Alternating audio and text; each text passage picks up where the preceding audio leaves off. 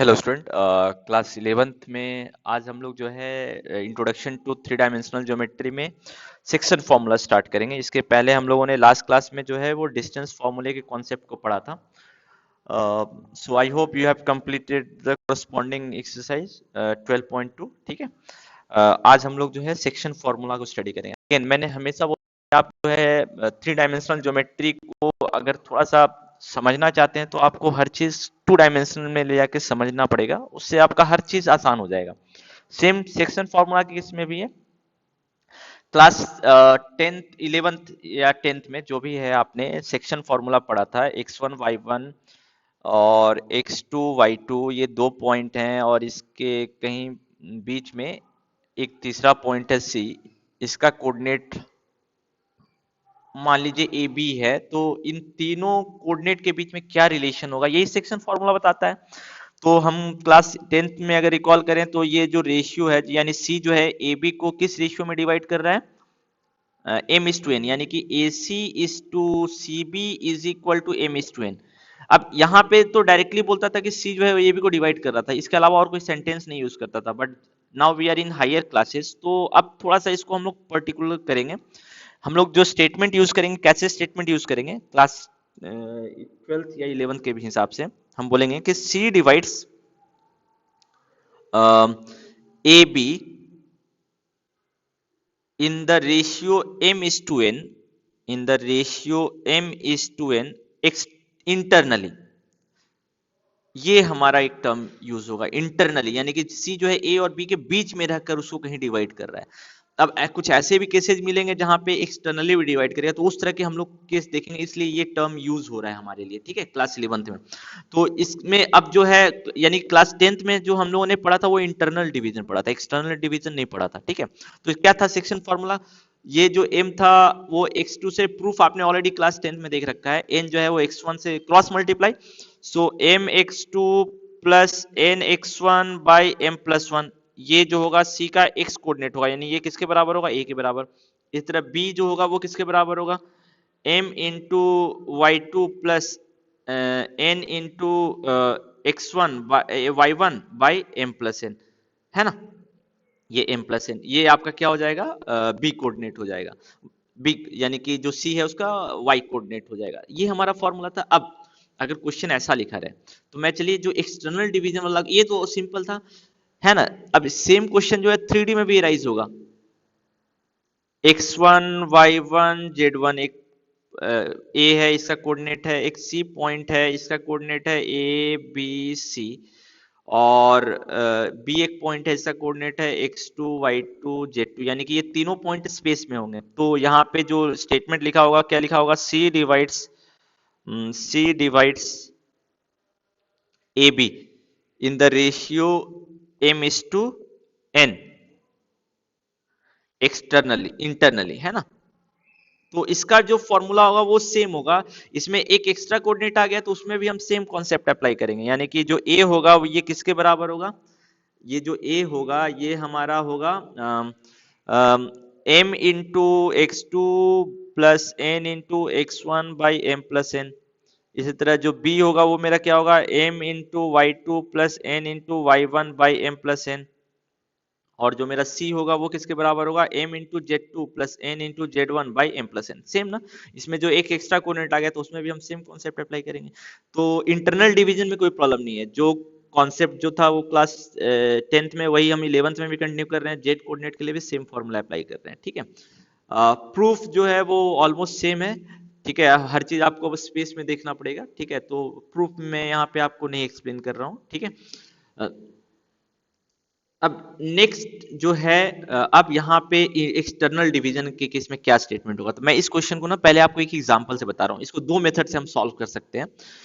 जैसे लिखा हुआ है, मान लीजिए कि C divides A B in the ratio, suppose लिखा हुआ है 3:7 एक्सटर्नली। सो पहले तो इसका हम डायग्राम देखते हैं। अगर हम इसका डायग्राम बनाएंगे तो डायग्राम कैसा होगा, तो यहाँ पे देखिए C जो है वो AB को डिवाइड कर रहा है 3:7 रेशियो में, तो मैथमेटिकली हम क्या लिख सकते हैं, मैथमेटिकली हम लिख सकते हैं CAC is to CB is equal to 3:7, ये तो फिक्स्ड है ना। अब लेकिन AB अगर हम ड्रॉ कर रहे हैं, मान लीजिए ये मेरा AB है, तो जो C होगा वो A और B के कहीं बीच में नहीं होगा, बाहर होगा, क्योंकि एक्सटर्नल डिवीजन है ये। तो C का पोजीशन कहां पर होगा, अब आपको पता है कि अगर C डिवाइड करा तो C A और B ये तीनों एक ही स्ट्रेट लाइन में होंगे, क्योंकि सेक्शन फार्मूला कोलिनियर पॉइंट्स के लिए आता है, नॉन कोलिनियर पॉइंट्स के लिए हम लोग सेक्शन फार्मूला यूज नहीं करते हैं। ठीक है, तो C जो होगा वो एक ही स्ट्रेट लाइन पे होगा, मान लीजिए ये मेरा स्ट्रेट लाइन है, इसी स्ट्रेट लाइन पे कहीं होगा, बट कहाँ होगा वो हमको अब देखना है। तो अब आप देखिए कि कौन सा लेंथ बड़ा होगा, AC बड़ा होगा या CB बड़ा होगा, तो साफ CB बड़ा होगा। तो CB बड़ा होगा, तो अब आप खुद से एक जस्ट लॉजिक आप यूज करके बता सकते हैं कि C किधर होगा। C अगर इधर होगा तो BC छोटा हो जाएगा ना, AC बड़ा हो जाएगा, यानी कि C का जो लोकेशन होना चाहिए वो इधर होना चाहिए, है ना। तो अब यहां से हम बोल सकते हैं ना कि ये वाला जो पार्ट होगा वो 7 होगा, और ये वाला जो पार्ट होगा वो 3 होगा। अब हम इसका मतलब बोल सकते हैं ना ये वाला पार्ट मेरा 4 होगा। तो अब हम यहाँ पे इस स्टेटमेंट को जो है इस तरह लिख सकते हैं, A divides CB in the ratio 3:4, in the ratio 3:4 internally, यानी कि इससे हमको ये पता चल रहा है कि जितने भी एक्सटर्नल डिवीजन के क्वेश्चंस हैं उनको हम इंटरनल डिवीजन के क्वेश्चन में कन्वर्ट कर सकते हैं। अब आप इस पे इंटरनल डिवीजन का फॉर्मूला यूज कर सकते हैं, सेक्शन फॉर्मूला। अब यहाँ पे ये नहीं रहेगा, है ना, सिर्फ ये क्या रहेगा, ये दोनों 3:4, क्योंकि A डिवाइड कर रहा है CB को इंटरनली इन द रेशियो 3:4। तो जितने भी आप एक्सटर्नल, बट उस केस में तब इंपॉर्टेंट क्या हो जाएगा, डायग्राम। डायग्राम अगर आपने सही तरीके से ड्रॉ नहीं किया तो आपका जो क्वेश्चन है फिर रेशियो निकालने में दिक्कत होगी, फिर वहां पे सॉल्यूशन जो होगा वो गलत हो जाएगा आपका। ठीक है, तो इस चीज का आप ध्यान रखिएगा। बट ये तो फॉर्मूला हो गया, तो चलिए ये एक फॉर्मूला हो गया। अब एक्सटर्नल डिवीजन का अगर फॉर्मूला वाइज हम देखें तो क्या फॉर्मूला होगा वो हम लोग देखते हैं। ठीक है, तो एक्सटर्नल डिवीजन का जो फॉर्मूला है वो हम लोग देखते हैं। मान लीजिए कि C यहाँ पर है, A यहाँ पर है, B यहाँ पर है, इसका कोऑर्डिनेट है x1 y1 z1। मैं 3D में डायरेक्ट बता रहा हूँ, 2D में आप सेम फॉर्मूला अप्लाई कर सकते हैं। और ये वाला मेरा पॉइंट है ABC। तो क्वेश्चन क्या था, ये मान लेते हैं ये रेशियो है n और ये रेशियो है n m, है ना। तो क्वेश्चन क्या होगा, C divides AB in the ratio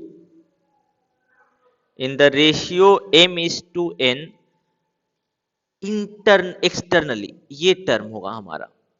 तो मैथमेटिकली हम क्या लिख सकते हैं, मैथमेटिकली हम लिख सकते हैं इसका मतलब C जो है AB को डिवाइड कर रहा है किस रेशियो में, m is to n, but externally divide कर रहा है, इसका मतलब AC is to CB is equal to m is to n, ये तो फिक्स रहेगा, है ना। तो AC m पार्ट में है और BC जो है n पार्ट है। अब फॉर्मूला क्या होगा वो देखिए, C डिवाइड कर रहा है एक्सटर्नली, ठीक है, तो A इज इक्वल टू क्या होगा, अब n तो किससे मल्टीप्लाई होगा, n जो है वो इसका पार्ट है तो क्रॉस मल्टीप्लाई होता है, जो सेम कॉन्सेप्ट। तो n किससे मल्टीप्लाई होगा, x1 से, सो n इंटू x1। अब फिर m किससे मल्टीप्लाई होगा, x2 से, m into x2। Internal division में हम लोग यहाँ प्लस देते थे, इसमें क्या हो जाएगा माइनस, डिवाइडेड बाई। अब डिवीजन किससे होगा वो, अब यहाँ पे कंफ्यूजन इतना लगता है कि m माइनस n लिखे या n माइनस m लिखे, तो इसमें कोई कंफ्यूजन नहीं होना चाहिए। आप देखिए ऊपर में किस पार्ट को पहले लिखे, n को, तो नीचे में भी n पहले होना चाहिए। m पार्ट बाद में है तो m पार्ट बाद में होगा।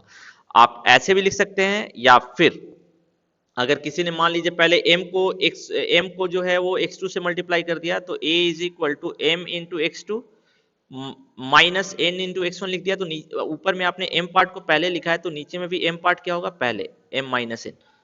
दोनों सही है, बट ये कौन डिसाइड करेगा, न्यूमरेटर में आपने किस पार्ट को पहले लिखा है। न्यूमरेटर में m को पहले लिखा है तो डिनोमिनेटर में भी m पहले होगा, और न्यूमरेटर में अगर n को पहले लिखा है तो डिनोमिनेटर में भी n पहले आएगा। इस चीज को आप ध्यान रखिएगा। अब आप देखिए कि जो BC है इसका भी फॉर्मूला लिख सकते हैं एक्सटर्नल डिवीजन में। B का वैल्यू कितना होगा, n into y1 plus minus m into y2 by n minus m होगा। और C का फॉर्मूला क्या होगा, C का फॉर्मूला जो होगा वो होगा n into z1 minus m into z2 by n minus m, है ना। तो ये आपका सेक्शन फॉर्मूला जो है वो कंप्लीट हो गया। तो अब हमारे पास दो तरह के सेक्शन फॉर्मूला है, एक है इंटरनल डिवीजन से रिलेटेड, दूसरा है एक्सटर्नल डिवीजन से रिलेटेड। तो ये दोनों आप ध्यान रखिएगा। अब इसमें क्वेश्चन कितने तरह के राइज होंगे वो भी हम लोग देख लेते हैं। देखिए एक तो हो गया आपका रेशियो दिया हुआ है कोऑर्डिनेट पता करने के लिए, रेशियो गिवन है और आपको किसी पॉइंट का कोऑर्डिनेट जो है ये पता करने के लिए बोल दे, कोऑर्डिनेट जो है ये फाइंड आउट करने के लिए बोल दे। एक टाइप का क्वेश्चन हो गया, ये सबसे सिंपल हो गया डायरेक्ट सेक्शन फॉर्मूला। दूसरा सारे कोऑर्डिनेट आपको दे दे, जितने भी कोऑर्डिनेट हैं वो आपको दे दे और आपको रेशियो पता करने के लिए दे दे। ये भी आपने क्वेश्चन जो है सॉल्व किया है, इसमें आप क्या मानते हैं रेशियो k:1। अब यहाँ पे थोड़ा सा एक चीज है, क्लास 10th तक में हमारे पास जो k का वैल्यू था ये हमेशा पॉजिटिव था। अप टू क्लास 10th जो है वो हमारा k का वैल्यू जो था हमेशा पॉजिटिव आता था। बट अब क्लास 11th या 12th जो भी है उसमें हमारा k का वैल्यू जो है वो कोई भी इंटीजर हो सकता है, पॉजिटिव भी हो सकता है, नेगेटिव भी हो सकता है। तो इस केस में क्या है, अगर k का वैल्यू जो है वो पॉजिटिव है तो हम लोग बोलेंगे कि ये इंटरनल डिवीजन है, डायरेक्टली हम बोल सकते हैं इंटरनली डिवाइड कर रहा है तब मेरा वो पॉइंट। और अगर k का वैल्यू लेस देन 0 है तो ये एक्सटर्नल डिवीजन का क्वेश्चन है, यानी k का वैल्यू डिसाइड करेगा कि मेरा जो डिवीजन है वो एक्सटर्नल डिवीजन होना चाहिए या एक्सटर्नल डिवीजन होना चाहिए, क्योंकि रेशियो हमको नहीं पता है। तो रेशियो का जो साइन है ना पॉजिटिव और नेगेटिव वो डिसाइड करेगा कि ये, क्योंकि रेशियो कभी नेगेटिव नहीं होता है, ये हमने ऑलरेडी पढ़ रखा है। तो रेशियो का साइन जो है ये सिर्फ ये बताएगा कि मेरा जो डिवीजन है वो एक्सटर्नल डिवीजन है या इंटरनल डिवीजन है। ठीक है, इस चीज को ध्यान रखिएगा। ठीक है, एक और तरह का क्वेश्चन आता था अगर आपको याद हो क्लास 10th में, कि अगर मान लीजिए दो पॉइंट है, उन दोनों पॉइंट को ज्वाइन करने वाला लाइन जो है एक्स एक्सिस के द्वारा सम रेशियो में डिवाइड हो रहा है, मान लीजिए 2:3 रेशियो में, तो इस पॉइंट का कोऑर्डिनेट क्या होगा। एक तो इस पे है, या फिर ये पॉइंट दे दे एक्स एक्सिस पे जो है, ये पॉइंट दे दे, ये पॉइंट दे दे, किस रेशियो में डिवाइड हो रहा है, इस पे भी हो सकता है। तो इसमें हम एक्स एक्सिस का जो पॉइंट है वो x,0 लेते थे, और इसमें किसका यूज करते हैं, 0 का, अगर रेशियो हमको पता करना है तो। ठीक है, तो ये चीज, सारी चीजें भी आप ध्यान रखिएगा। ठीक है, ये भी जो है इंपॉर्टेंट है हमारे लिए। अब ऐसा ही क्वेश्चन जो है वो क्लास 11th में भी आएगा। अब 11th में क्या है ना कि कुछ और भी इसके आगे आ सकता है। क्या आ सकता है वो देखिए, कि जो मेरा प्लेन है ना ये भी दो लाइन सेगमेंट को डिवाइड कर सकता है। मान लीजिए कि जस्ट फॉर एग्जांपल मैं आपको बता दे रहा हूँ एक डायग्राम ड्रॉ करके। मान लीजिए ये मेरा एक्सिस प्लेन है, वाई एक्स जेड। ठीक है,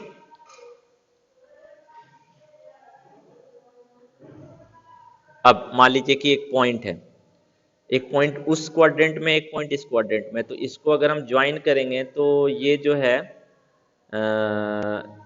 इस वाले एक्सिस को, वाई जेड प्लेन को कहीं कट करके निकल रहा होगा, है ना, कहीं कट करके निकल रहा होगा। तो ये जो पॉइंट है इसको कुछ रेशियो में डिवाइड करेगा, तो ये रेशियो अगर निकालना है तो इस पॉइंट का कोऑर्डिनेट हम क्या मानेंगे, 0 एक्स और वाई, सॉरी वाई और जेड। तो हम किसका यूज करेंगे रेशियो पता करने के लिए, 0 का, क्योंकि यही एक नॉन कोऑर्डिनेट है आपका। तो अब जो है क्लास 11th में दो तरह के होंगे, एक्सिस भी डिवाइड कर सकता है, एक्सिस प्लेन भी डिवाइड कर सकता है। ठीक है, क्लास 10th में तो एक ही क्वेश्चन था, क्वेश्चन जो है आपके बुक में भी दिया हुआ है। ठीक है, तो अब आप देखिए जैसे एक्सरसाइज 12.3 में क्वेश्चन नंबर 1 तो सॉल्व हो जाएगा, इंटरनल और एक्सटर्नल डिवीजन का क्वेश्चन है तो ये सिंपल है। क्वेश्चन नंबर 2 कोलिनियर, तो कोलिनियर के लिए जो है हम जो है एरिया का यूज नहीं कर सकते हैं, हमको किसका यूज करना पड़ेगा, A B plus B C is equal to A C, या फिर कोई तीन कंडीशन आते हैं उसमें कोई भी एक कंडीशन। ये हमने ऑलरेडी अपने प्रीवियस एक्सरसाइज में भी डिस्कस किया था, क्योंकि ट्रायंगल का जो फॉर्मूला है वो 3D में हम नहीं अप्लाई कर सकते हैं। उसके बाद बोला है कि क्यू किस रेशियो में डिवाइड करेगा, तो हम क्या मानेंगे, k:1 रेशियो में मानेंगे, है ना, और k का वैल्यू निकालेंगे। ये क्वेश्चन आपने ऑलरेडी सॉल्व किया। अब आप देखिए जैसे क्वेश्चन नंबर 3 है, क्वेश्चन नंबर 3 अगर आप देखिए तो क्या यहाँ क्या पूछा है, find the ratio in which yz plane divides the line segment formed by joining these two point, है ना। जो मेरा yz प्लेन है वो इन दोनों पॉइंट को किस रेशियो में डिवाइड कर रहा है, ये हमको पता करना है। तो अब आप देखिए कि इस क्वेश्चन को मैं जो है पहले तो सॉल्व कर दूंगा, फिर इसका हम लोग देखेंगे ज्योमेट्रिकल व्यू क्या होता है। ठीक है, तो चलिए मैं क्वेश्चन नंबर जो है 3 ये सॉल्व कर दे रहा हूं अभी आपके लिए। Question number 3, so question number 3 हम लोग सॉल्व करते हैं पहले। क्वेश्चन नंबर 3, क्वेश्चन नंबर 3 क्या बोल रहा है कि मेरा जो है दो पॉइंट है, एक पॉइंट है -2,4,7 एक पॉइंट है। ये मेरा मान लेते हैं वाईजेड प्लेन है ना, ये मेरा मान लेते हैं कि वाईजेड प्लेन है, ये मेरा वाईजेड प्लेन है। ठीक है, ये मेरा वाईजेड प्लेन है। तो अब जो दो पॉइंट है, एक पॉइंट है इधर -2,4,7 और दूसरा पॉइंट है 3, -5,8, 3, -5,8। इन दोनों को हम ज्वाइन करेंगे तो ये बीच में कहीं प्लेन को कट कर रहा होगा, है ना। तो जिस पॉइंट पे भी कट कर रहा होगा, इस पॉइंट का मान लीजिए ऐसा हो गया मेरा, है ना, तो इस पॉइंट को कट कर रहा होगा। तो इस पॉइंट का कोऑर्डिनेट, तो ये किस रेशियो में डिवाइड कर रहा होगा, फाइंड द रेशियो। तो हम क्या मानेंगे, k:1। तो हमको इस पॉइंट का कोऑर्डिनेट लेकिन तो नहीं पता है, बट इस पॉइंट का कोऑर्डिनेट हम क्या मान सकते हैं, 0, a, b मान सकते हैं ना, क्योंकि ये वाईजेड प्लेन है। तो k का वैल्यू पता करने के लिए हमको तो ये कोऑर्डिनेट पता होना चाहिए, लेकिन ये कोऑर्डिनेट का हर एक कोऑर्डिनेट नहीं पता है, सिर्फ क्या पता है, जेड कोऑर्डिनेट। तो हम सिर्फ y x कोऑर्डिनेट, तो हम सिर्फ x कोऑर्डिनेट का यूज करेंगे। और जीरो को क्या मान सकते हैं, 0 = 3 × k -2/3 k+1, है ना। ये इससे मल्टीप्लाई होगा और ये इससे मल्टीप्लाई होगा। अब इससे हम k का वैल्यू निकाल सकते हैं ना, k का वैल्यू क्या निकलेगा, 3/2। सो हमारा रेशियो क्या था, k:1। इसका मतलब 3/2:1, क्रॉस मल्टीप्लाई, रेशियो फ्रैक्शन में नहीं होता है, तो हम 2 से मल्टीप्लाई करेंगे तो रेशियो में कोई चेंज नहीं होगा, तो ये कितना हो जाएगा, 3:2। यानी कि ये 3:2 पार्ट में, 3:2 रेशियो में डिवाइड कर रहा है, जो मेरा वाईजेड प्लेन है। ठीक है, तो इस तरह के क्वेश्चंस भी आपके आ सकते हैं, तो इसको भी आप ध्यान रखिएगा। लेकिन अगर ये यहाँ पे देखिए k का वैल्यू पॉजिटिव आया था ना, अगर k का वैल्यू नेगेटिव आता तो इसका मतलब जो ये पॉइंट है ना, ये बाहर है, इन दोनों पॉइंट के बाहर रहकर इसको डिवाइड कर रहा है, ऐसा हो सकता है। ठीक है, सो एक्सरसाइज 12.3 आपका कंप्लीट हो जाएगा। अब इसी की तरह आपका मिसलेनियस भी है, तो मिसलेनियस में भी बहुत टफ क्वेश्चंस नहीं है। ठीक है, ये सारे क्वेश्चन जो हैं आपने क्लास 10th में इस तरह के क्वेश्चन सॉल्व कर रखे हैं, मीडियन से रिलेटेड, पैरेललोग्राम से रिलेटेड, सेंट्रोइड से रिलेटेड, ये डेफिनेशंस आपने ऑलरेडी पढ़ रखे हैं, व्हाट इज सेंट्रोइड। ठीक है, तो जो मिसलेनियस पार्ट है वो सिंपल है। ठीक है, जो आपने क्लास 10th में सॉल्व किया है वही सारा है, लेकिन अब सारे 3D में आ गए हैं, तो कोई नया क्वेश्चन नहीं है। So I hope now you can complete your 3 dimensional geometry. ठीक है, नेक्स्ट क्लास से हम लोग जो है कैलकुलस, लिमिट एंड डेरिवेटिव, इसको स्टार्ट करेंगे। ओके।